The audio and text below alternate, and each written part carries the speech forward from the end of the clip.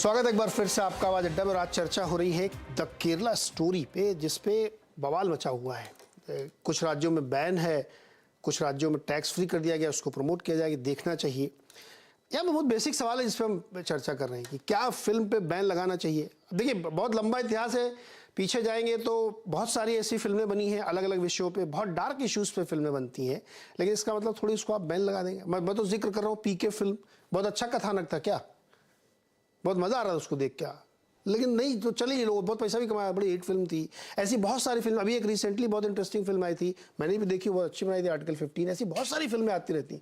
अगर आप ये करने लगेंगे कि साहब हम सब पे बैन लगाएंगे तो काम नहीं बनेगा, नंबर एक। नंबर टू, क्या वो कथानक फॉल्स है?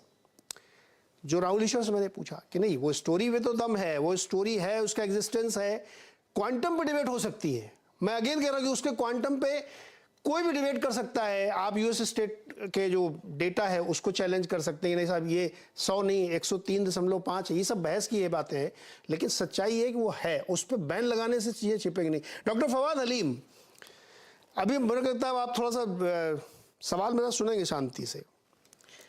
ये एक रियलिटी है जो वहां से ही उपजी है और आज से काफी समय पहले, है ना। आपकी गवर्नमेंट ने उसको रिकॉग्नाइज किया, फिर कोर्ट ने रिकॉग्नाइज किया, चर्च ने रिकॉग्नाइज किया कि एक प्रॉब्लम तो है वहां पे। अब उसमें एक फिल्म बनी। आप ये बिल्कुल कह सकते हैं कि साहब इतना नंबर नहीं, इतना नंबर छोड़िए ना, एक फिल्म है उसको बना देना चाहिए, लेकिन उस पर बंगाल सरकार बैन लगा रही है। सही लगता है आपको ये बैन लगा देना चाहिए?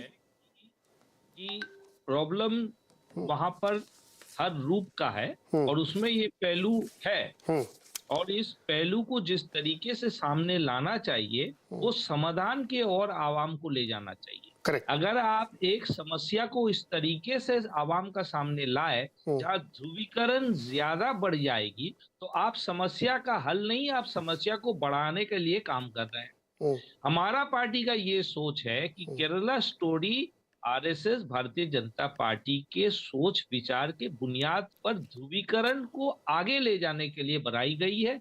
जिस तरीके से उसकी शुरुआत हुई है, जिस तरीके से उसके अंदर में तथ्यों को सामने लाया गया है, जिस तरीके से स्क्रीन प्ले वगैरह सब किया गया है, उसमें ध्रुवीकरण बढ़ेगी और ये अपमानजनक है केरल के जनता के लिए।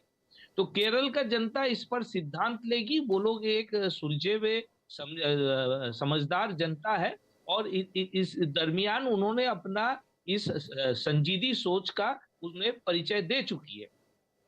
सवाल ये उठता है, आप देखेंगे जो राज्य में केरला से कोई ताल्लुक नहीं है, मध्य प्रदेश उसे टैक्स फ्री कर रहा है, योगी आदित्यनाथ कह रहा है भाई आप इसको देखिए। तो आपको समझना पड़ेगा कि केरल के लोगों के सामने जो लोग सिनेमा बनाए हैं या जो लोग इसके प्रवक्ता होके अन्य राज्य में बात कर रहे हैं, वो लोग केरल के जनता के सामने हाजिर नहीं हो रहे हैं। और बंगाल, ये जो सर वो भी साथ में उसको भी लपेटिए ना। या ऑडियंस में ध्रुवीकरण को बढ़ाने के लिए बनाई गई है। ये बात आप साफ समझिए। जिस तरीके से भारतीय जनता पार्टी के प्रवक्ता लोग और मुख्यमंत्री और स्वयं प्रधानमंत्री राजनीतिक तौर पर इस सिनेमा को इस्तेमाल कर रहे हैं, तो एक सीधा ये एक बंधी हुई एक साजिश की एक कड़ी है और इसको पहचानना जरूरी है। इसको पहचान करके इसका खुलासा करनी जरूरी है।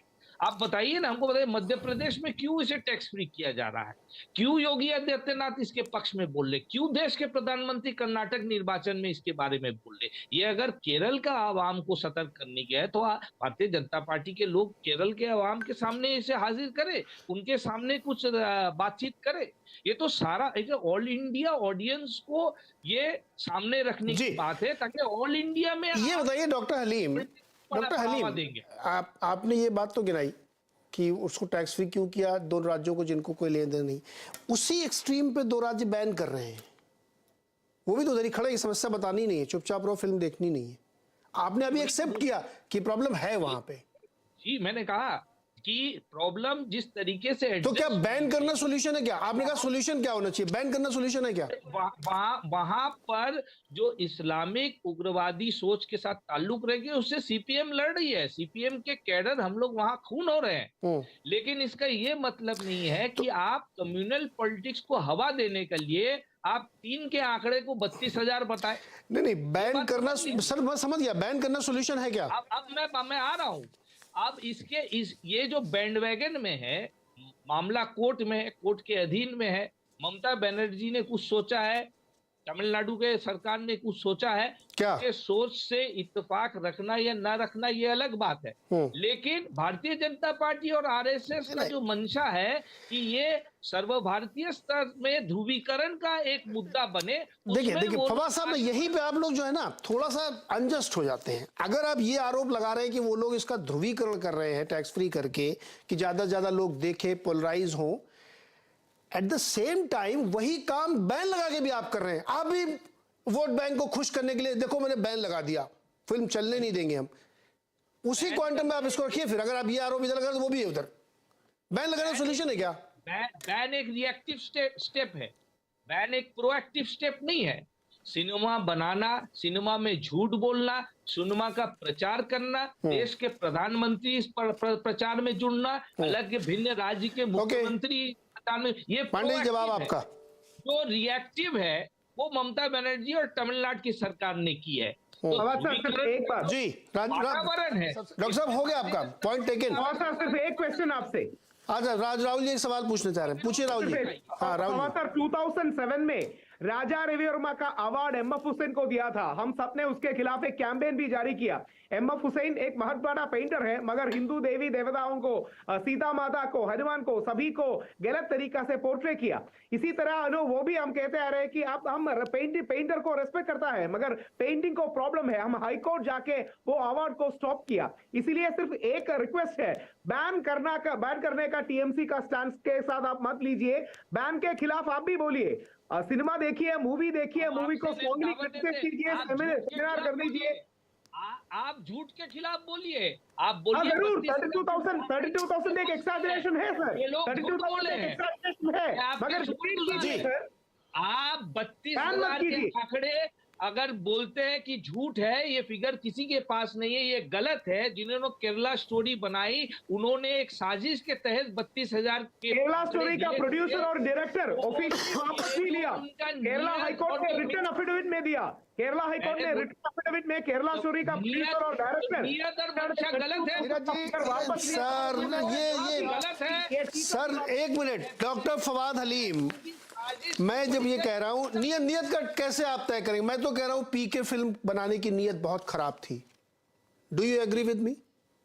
मैं कह रहा हूं, ऑन एयर बोल रहा हूं, एग्री विद मी?